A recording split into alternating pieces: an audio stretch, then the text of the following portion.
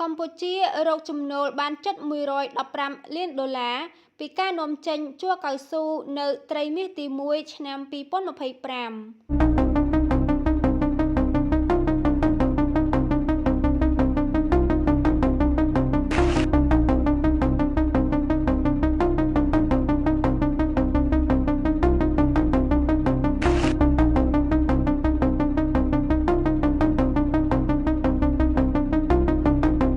លោកខុនកក្កដាអគ្គនាយករងនៃអគ្គនាយកដ្ឋានកៅស៊ូនៃក្រសួងកសិកម្មរុក្ខាប្រមាញ់និងនេសាទបានឲ្យដឹងថា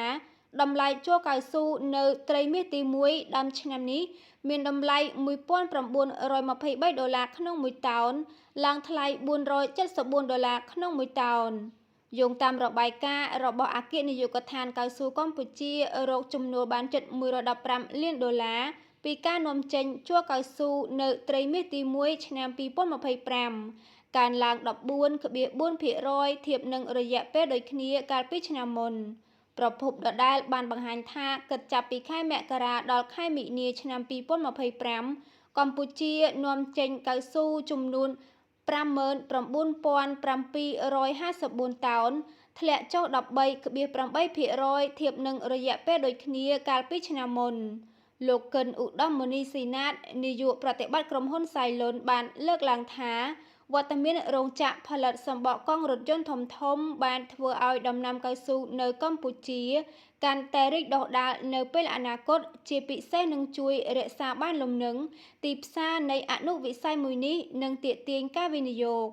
លោកស៊ីណាតអះអាងថានៅក្នុងឆ្នាំ2025ក្រុមហ៊ុនសៃលុនក្រុងប្រើប្រាស់កៅស៊ូក្នុងស្រុករហូតដល់10,000តោនបន្ទាប់ពីរោងចក្ររបស់លោកបានប្រើប្រាស់ចំនួន50,000តោនកាលពីឆ្នាំមុនលោកកិនឧត្តមមុនីស៊ីណាតបន្តថាថ្មីនេះមានរោងចក្រមួយទៀតកំពុងតែសាងសង់ដែលបោះទុនវិនិយោគរហូតដល់$500លានបន្ថែមទៀតនិងមានរោងចក្រ2ទៅ3បន្ថែមទៀតនៅពេលដែលរោងចក្រទាំងនេះសាងសង់រួចរាល់នឹងស្រូបទាញជ័រកៅស៊ូបន្ថែមទៀតដែលទាមទារឲ្យកសិករត្រូវតែដាំបន្ថែមទៀតលោកប្រាក់ដាវីតរដ្ឋលេខាធិការក្រសួងកសិកម្មរុក្ខាប្រមាញ់និងនេសាទមានប្រសាសន៍ថាតម្រូវការកៅស៊ូនៅកម្ពុជាកំពុងតែកើនឡើងខ្ពស់សម្រាប់ផ្គត់ផ្គង់ដល់រោងចក្រផលិតនិងកែច្នៃកង់ឡាននៅកម្ពុជា